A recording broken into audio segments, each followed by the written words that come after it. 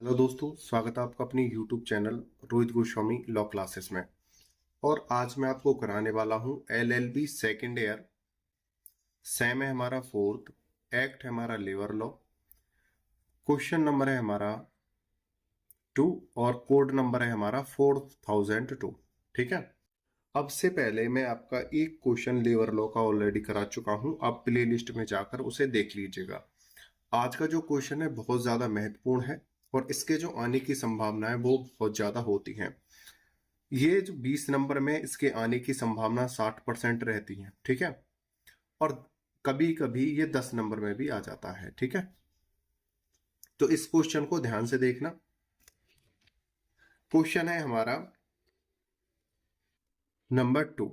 अगर किसी स्टूडेंट को हमारे पीडीएफ नोट चाहिए तो फोर्थ सेमेस्टर के ऑल पीडीएफ नोट तैयार हैं। आप हमारे व्हाट्सएप नंबर पे मैसेज करके उन्हें परचेज कर सकते हो। अब चलते हैं अपने क्वेश्चन की तरफ। क्वेश्चन है हमारा औद्योगिक विवाद अधिनियम 1947 के अंतर्गत उद्योग शब्द की परिभाषा दीजिए। यहां पे पूछा गया है उद्योग के बारे में। औद्योगिक विवाद अधिनियम 1947 के आधार पर उद्योग की परिभाषा कीजिए। आंसर है हमारा यहां से औद्योगिक विवाद अधिनियम 1947 के अंतर्गत उद्योग शब्द की परिभाषा अधिनियम की धारा। कौन से अधिनियम की धारा? औद्योगिक विवाद अधिनियम 1947 की धारा 2 के अनुसार। ठीक है। उद्योग से अभिप्राय मतलब उद्योग का अर्थ है किसी सुव्यवस्थित कारोबार, यानी जो कारोबार चल रहा है, जो स्थापित है। सुव्यवस्थित का अर्थ होता है जो चालू है और जो जिसका निर्माण हो चुका है, जिसमें उत्पादन हो रहा है। ठीक है। सुव्यवस्थित कारोबार, व्यापार, उपक्रम अभी निर्माण या नियोजकों की आजीविका से है। अभिनिर्माण या नियोजकों की आजीविका मतलब जो नियोजक कौन होते हैं? नियोजक का मतलब होता है मालिक। नियोजक यानी मालिक। मालिक की जो जीवन यापन की जगह है, जहां से वो अपने आय जुटाता है। ठीक है। अपनी आय जुटाता है उसको उद्योग कहते हैं। ठीक है। आगे चलते हैं। जो नियोजक उसके कर्मकारों के सहयोग से माल के उत्पादन, जो नियोजक उसके कर्मकारों के सहयोग से, मतलब यहां पे क्या बोला है, कोई उद्योग है उसे नियोजक की क्या कहते हैं? जीवन निर्वाह कहते हैं।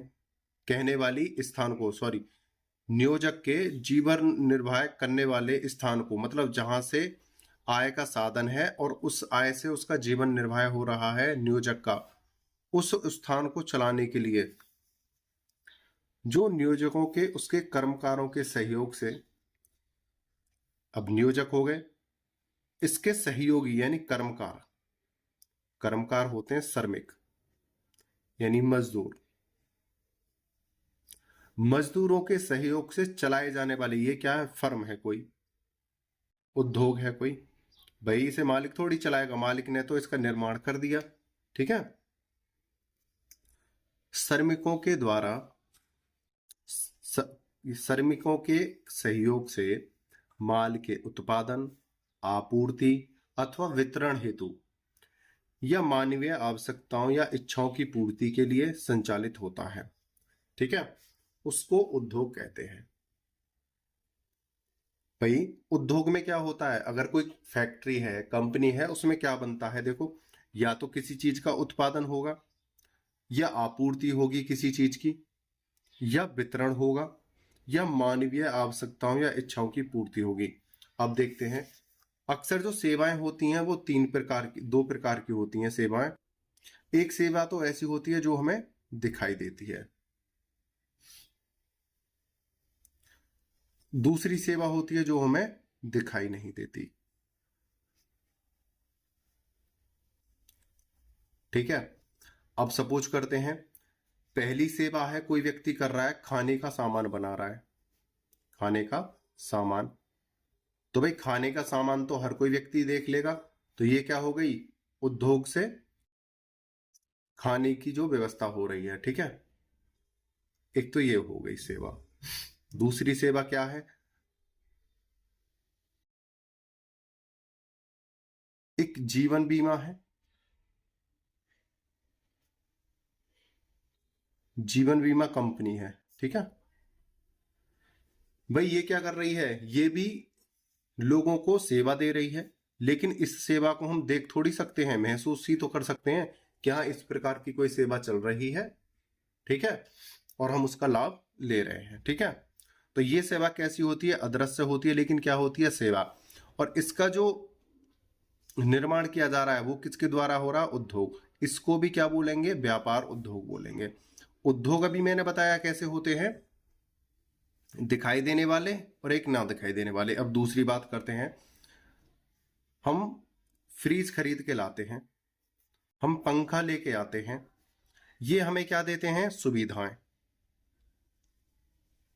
ठीक है। और हम इनका क्या करते हैं? निर्माण करते हैं। किसमें? उद्योग में। तो ये कैसे हैं? अदृश्य सेवाएं।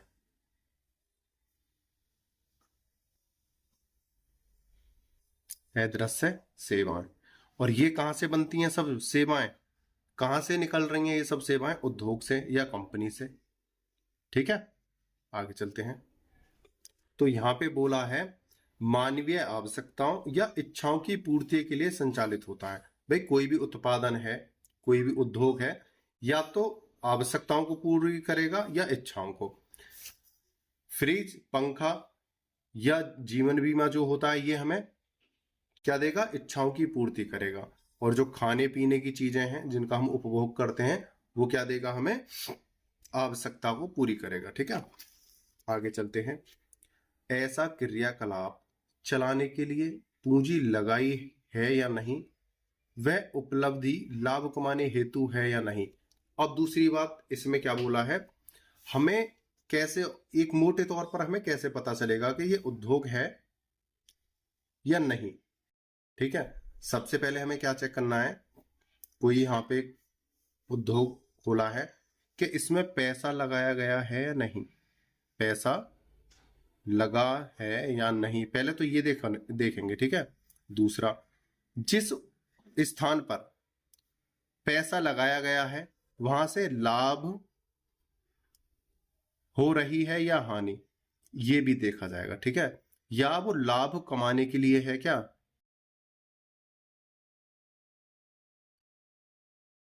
है या नहीं। भाई ये दो चीज देखेंगे, ये हानि तो बाद में देखनी है। पहले देखो जिस स्थान पे उद्योग नाम लिखा हुआ है, पहले ये देखो वहां पे पैसा लगाया गया है या नहीं। लगा है तो वो पैसा लाभ के लिए है या नहीं, उससे पता चलेगा ये उद्योग है।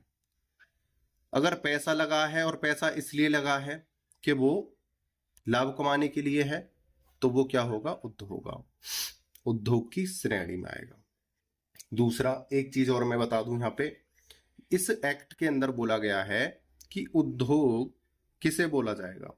हालांकि आपके क्वेश्चन में आगे है, लेकिन आपका बेस क्लियर करने के लिए मैं आपको पहले ही बता देता हूं।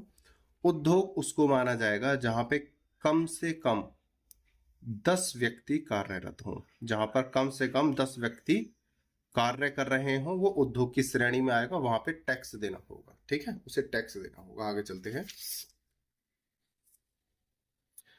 यहाँ पे है 1, डाक लेबर बोर्ड के क्रियाकलाप, यानी डाक लेबर बोर्ड के कार्य। दूसरा है किसी प्रतिष्ठान द्वारा चालित विक्रय या कारोबार या दोनों की वृद्धि से संबंधित कार्य सम्मिलित है। भाई कोई प्रतिष्ठान है, प्रतिष्ठान यानी कोई उद्योग है, ठीक है, वहां से चालित विक्रय, कारोबार या दोनों की वृद्धि से संबंधित कार्य सम्मिलित है, ठीक है। भाई कोई हम उद्योग चला बनाएंगे तो वहां पे क्या होगा? विक्रय भी होगा, ठीक है, और वो विक्रय कैसा होगा? चलायमान होगा। आगे समझते हैं। श्रमिक की यानी कर्मकार की कोई आजीविका, सेवा, नियोजन, हस्तशिल्प या औद्योगिक उपजीविका या उपव्यवसाय सम्मिलित है। किससे? कारोबार से। भाई कारोबार में क्या हो रहा हो ये तो बताओ। कर्मकार के द्वारा यानी श्रमिकों के द्वारा अपनी आजीविका हेतु वहां पे काम किया जा रहा हो, या अपनी सेवा दी जा रही हो, या कोई नियोजन किया जा रहा हो श्रमिक के द्वारा, यानी किसी का निर्माण किया जा रहा हो, या हस्तशिल्प या अपनी कला का प्रदर्शन किया जा रहा हो, या औद्योगिक उपजीविका या उपव्यवसाय सम्मिलित है। ठीक है, उसको बोलेंगे उद्योग। आगे चलते हैं। ये तो हमने देख लिया कि भाई कोई भी उद्योग बनेगा तो वहां पे मालिक तो काम करेगा नहीं, कौन काम करेगा? कर्मकार। और कर्मकार किसे कहते हैं? मजदूर को। ठीक है, और मजदूर किसी प्रतिष्ठान द्वारा चालित विक्रय या कारोबार, मतलब चल रहे कारोबार का कैसे पता चलेगा वो उद्योग है या नहीं? पहले तो उसमें कम से कम 10 व्यक्ति हों, और दूसरा कर्मकार की कोई आजीविका, सेवा, नियोजन, हस्तशिल्प या औद्योगिक उपजीविका या उपव्यवसाय सम्मिलित हो। ठीक है, आगे चलते हैं। आज है 12 मई,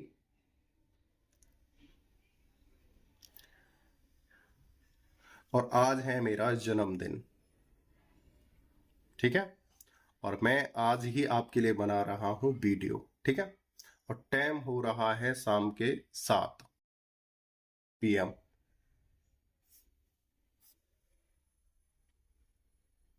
लेकिन मेरा एंजॉय जन्मदिन में सिर्फ यही है कि मैं आपकी वीडियो बना दूं, आपके नोट्स रेडी कर दूं, बस यही मेरे लिए सबसे बड़ी खुशी रहेगी। अब चलते हैं आगे। ठीक है, इसके अंतर्गत निम्नलिखित नहीं होंगे। देखो, अभी हमने पढ़ा था व्यवसाय का पता कैसे चलेगा। ठीक है, पता कैसे चले। दूसरा व्यवसाय यानी उद्योग का। ठीक है, दूसरा उद्योग से हमें मिलता क्या है। उद्योग का पता कैसे चले, उद्योग से मिलता क्या है, उद्योग में पूंजी लगी है या नहीं, उद्योग में पूंजी लाभ के लिए है या नहीं, इस प्रकार की चीजें हमने पढ़ी थी। और देखा था हमने कर्मकार का कार्य और नियोजक का कार्य। ठीक है, और उद्योग के लिए कितने सदस्यों की आवश्यकता होती है? 10 की। ये सब चीजें अभी तक हमने देखी हैं मोटे तौर पे। अब हम देखेंगे इसके अंतर्गत निम्नलिखित सम्मिलित नहीं होंगे, मतलब उद्योग में कौन कौन शामिल नहीं होगा। नंबर 1, एक तो अस्पताल शामिल नहीं होगा, चाहे उसमें 10 से अधिक ही व्यक्ति क्यों ना हो। औषधालय, शैक्षणिक, वैज्ञानिक अनुसंधान या प्रशिक्षण संस्थाएं, ये उद्योग की कैटेगरी में नहीं आएंगी। तीसरा है सामाजिक सेवा में लगे संगठन या सेवाएं, ये उद्योग में नहीं आएंगी। फोर्थ है खादी या ग्रामो उद्योग, ये उद्योग की सेवा में नहीं आएंगी। घरेलू सेवा, ये उद्योग में नहीं आएंगी। 6 है सरकार के प्रभुत्व संपन्न, यानी सरकार के अंतर्गत आने वाले कृत्यों से, कार्यों से संबंधित सरकार का कोई क्रियाकलाप जिसके अंतर्गत रक्षा अनुसंधान, परमाणु ऊर्जा वे अंतरिक्ष संबंधी कार्य हैं, ये उद्योग की दृष्टि में नहीं आएंगे। जो सरकार के अंतर्गत कार्य कर रहे हैं और जो संपूर्ण देश के लिए कार्य कर रहे हैं, ठीक है, वो उद्योग में नहीं आएंगे। जैसे रक्षा अनुसंधान, परमाणु ऊर्जा, अंतरिक्ष संबंधी। आगे चलते हैं। कोई कृषिक संक्रिया ऐसी कृषि संक्रिया के सिवाय जहां वे किसी अन्य क्रियाकलाप के साथ समेकित रीति से की जा रही हो और ऐसा अन्य क्रियाकलाप प्रधान हो। मतलब कोई कृषि क्षेत्र है, ठीक है, और वहां पे कृषि में 10 व्यक्तियों को लगाया गया है। भाई हो सकते हैं कोई खेत हो, खेत में 10 से ज्यादा मजदूरों को लगा दिया गया हो, कोई बाग हो, वहां पे 10 से अधिक मजदूर कार्य कर रहे हो, तो हम उसे उद्योग थोड़ी बोल देंगे कि भाई ये खेत है, ये बाग है, बगीचा है, यहाँ पर 10 से ज्यादा लोग कार्य कर रहे हैं, तो वहां पे वो उद्योग की श्रेणी में नहीं आएगा। आगे चलते हैं। मोटे तौर पर यहाँ पे आपको सिर्फ 5 पॉइंट वहां पे लिख के, छठा पॉइंट वहां पे आपको क्या लिखना है?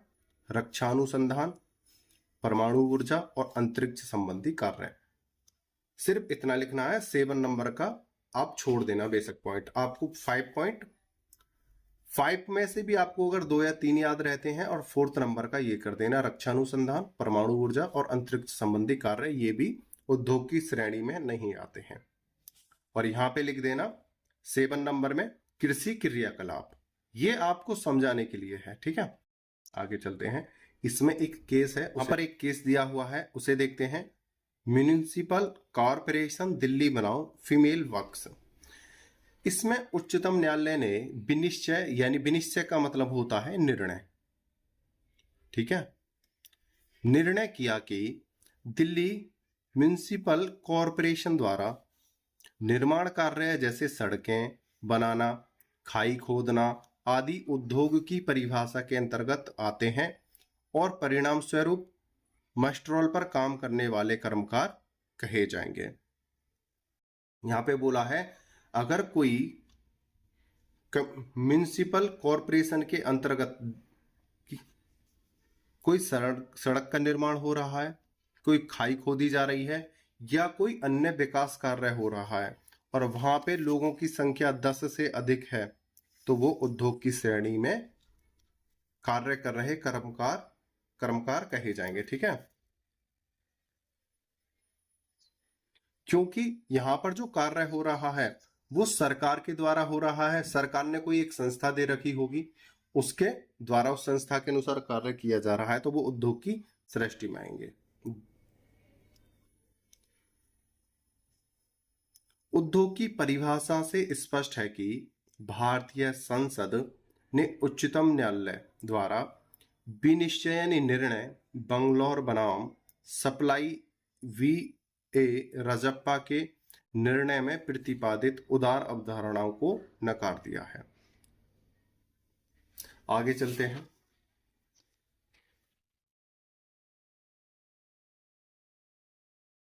उद्योग की नई परिभाषा के सूक्ष्म विश्लेषण से यह स्पष्ट होता है, उद्योग की एक नई परिभाषा है, उसके सूक्ष्म विश्लेषण से मतलब उसको गहराई से देखने पर यह पता चलता है कि उच्चतम न्यायालय के बहुत से विनिश्चय यानी निर्णयों को प्रभावहीन कर देती है।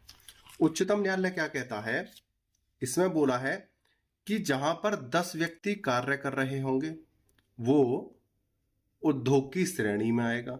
ठीक है, अगर 10 से कम लोग अगर कहीं पर कार्य कर रहे हैं, इनको छोड़ते हुए, इन 7 पॉइंटों को छोड़ते हुए अगर 10 लोग कहीं कार्य कर रहे हैं तो वो उद्योग की श्रेणी में आएगा। ठीक है, अब इस चीज का बहुत ही सूक्ष्म तरीके से विश्लेषण किया गया, गहराई में जांच की गई और उच्चतम न्यायालय के जो निर्णय थे विनिश्चयों को प्रभावहीन कर दिया। कैसे?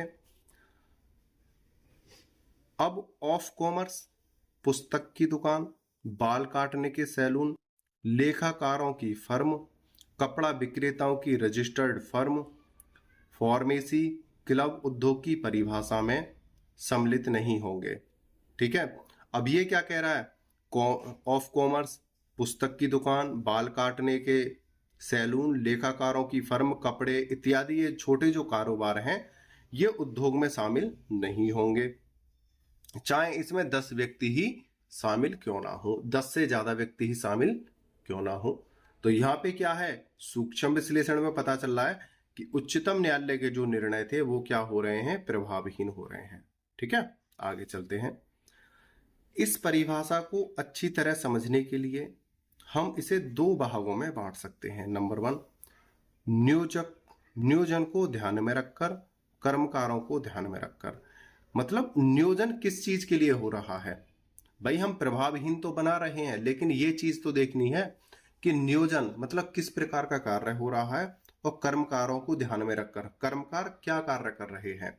भाई अगर कोई व्यक्ति बाल काट रहा है तो वो क्या उत्पादन करेगा।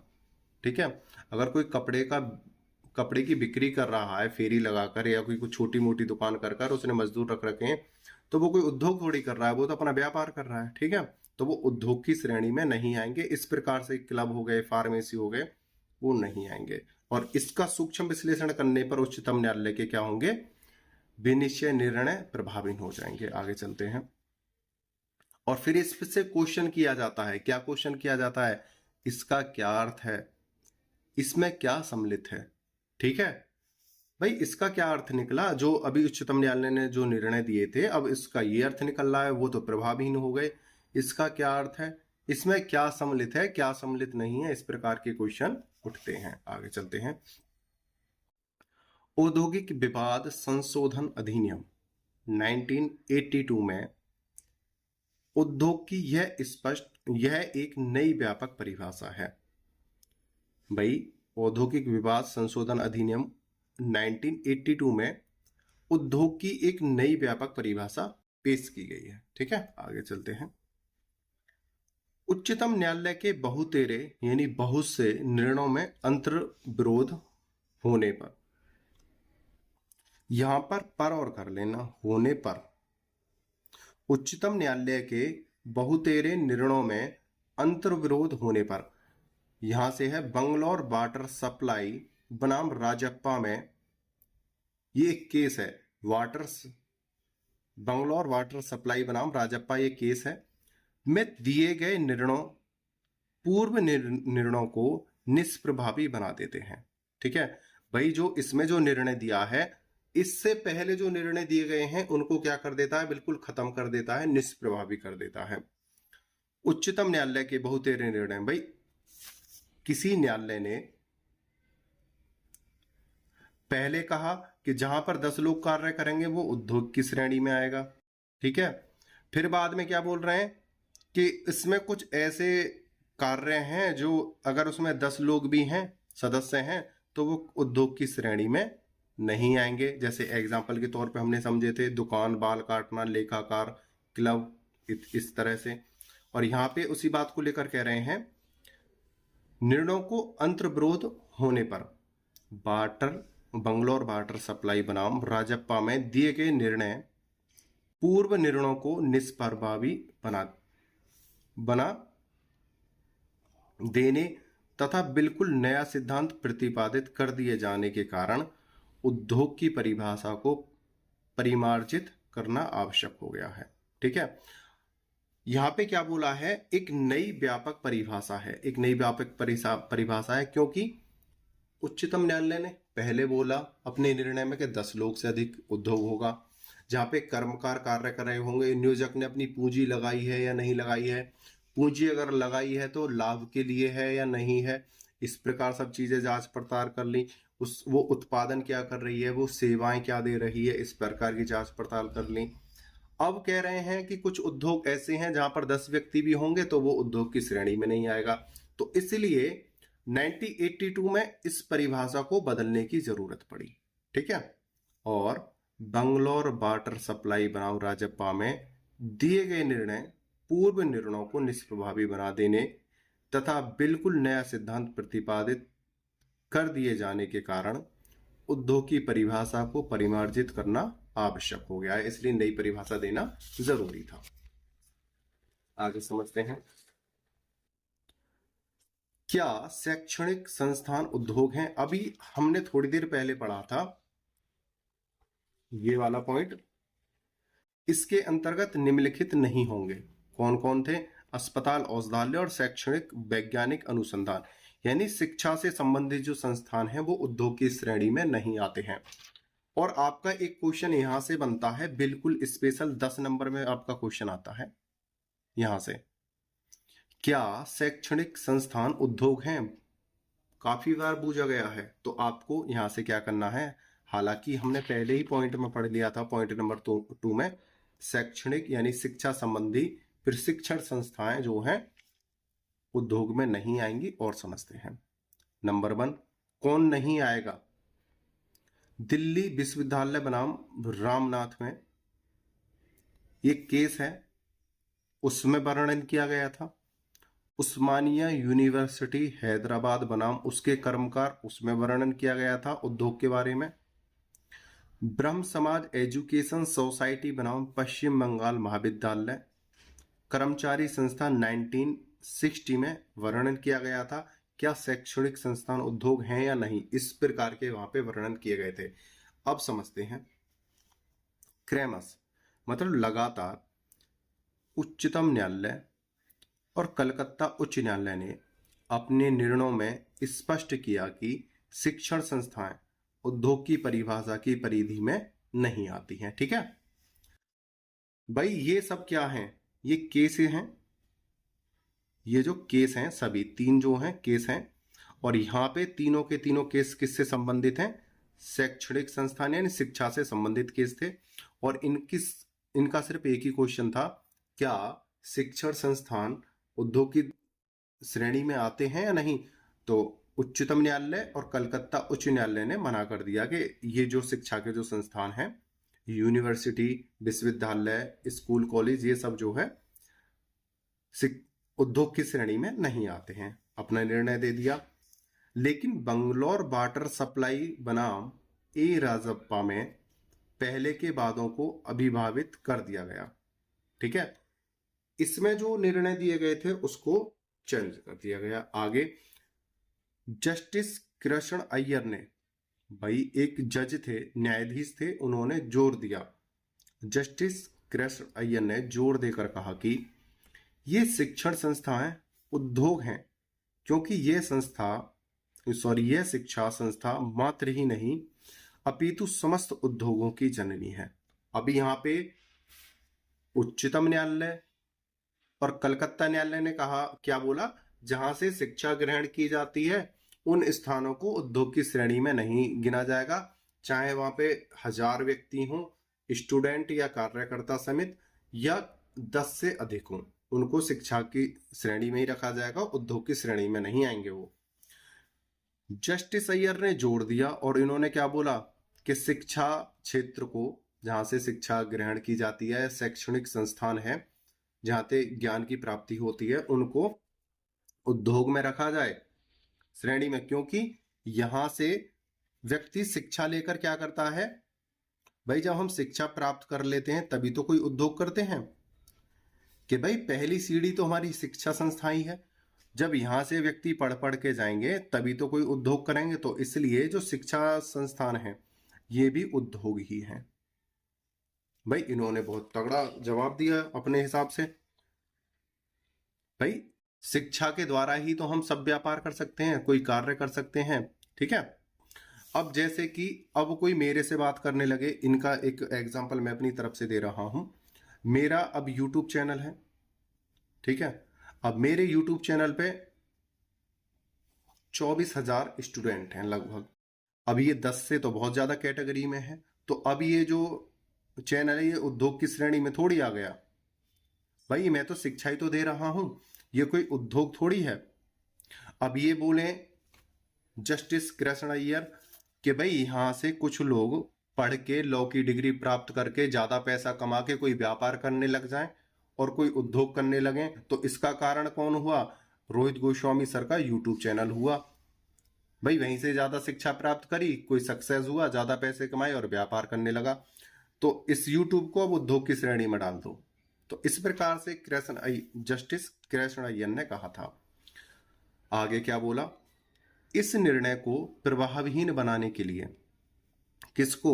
जस्टिस कृष्ण अय्यर के निर्णय को प्रभावहीन बनाने के लिए 1982 में औद्योगिक विवाद में संशोधन करके शिक्षण संस्थाओं के संबंध में दिए गए पूर्व निर्णयों को पुनः प्रभावी बनाया गया और उद्योग की परिधि से बाहर कर दिया गया। अब क्या हुआ? 1982 में, जैसा कि हमने यहां पढ़ा था, 1982 में उद्योग की एक नई व्यापक परिभाषा है। ठीक है, यहां से हमने देखा था भाई एक नई व्यापक परिभाषा बन रही है। ठीक है, क्यों बन रही है, इसका क्या रीजन था? क्योंकि कुछ ऐसे निर्णय हो गए थे जहां पर शैक्षणिक संस्थाओं को, जहां से हम शिक्षा प्राप्त कर रहे थे, उन संस्थाओं को भी उद्योग की श्रेणी में रखा जा रहा था। तो 1982 में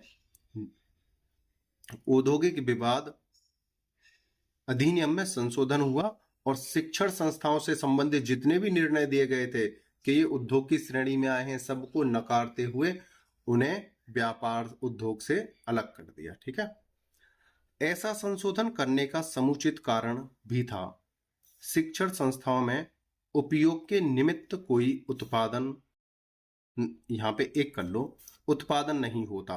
भाई शिक्षण संस्थाओं को उद्योग की श्रेणी से इसलिए भी बाहर निकाला जाता है कि यहां पर किसी प्रकार का उत्पादन थोड़ी होता है जिसका हम उपभोग कर सकते हैं।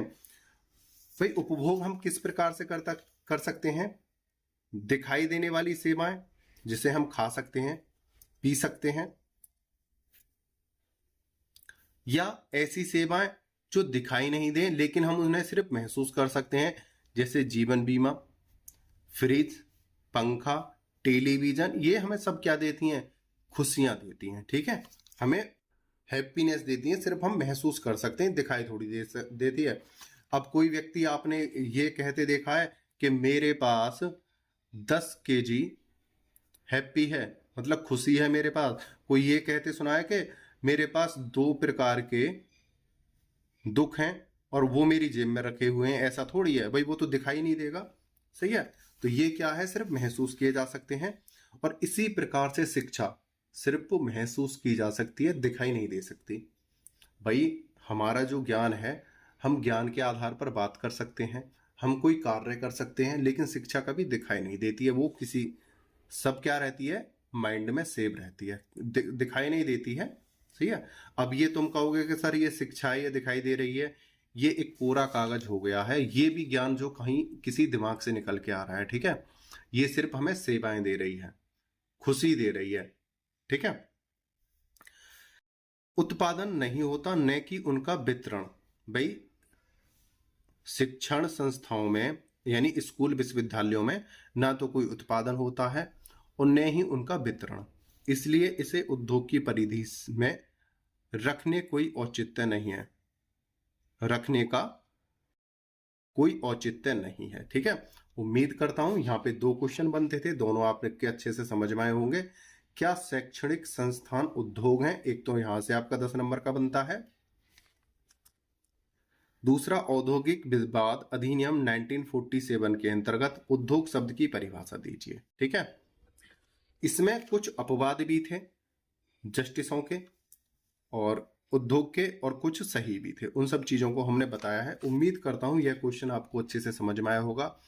किसी कारण से कोई त्रुटि रहती है, कोई आपको समझ में नहीं आता है, तो आप हमारे व्हाट्सएप नंबर पे कमेंट करके हमसे पूछ सकते हो, मैं आपको अच्छे से समझाऊंगा, आप परेशान ना होना। आपने वीडियो को अंत तक देखा, मुझे अच्छे से सुना, उसके लिए धन्यवाद। टेक केयर, बाय बाय, जय हिंद, जय भारत।